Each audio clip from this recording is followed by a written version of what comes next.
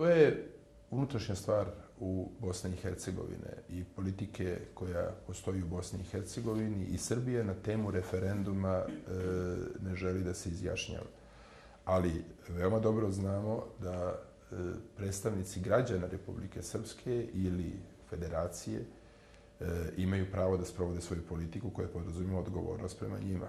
Ako predstavnici građana, nosioci dužnosti u Federaciji ili u Republici Srpskoj smatraju da treba da vode politiku koja podrazumijeva i referendume, onda oni to sasvim sigurno najbolje znaju.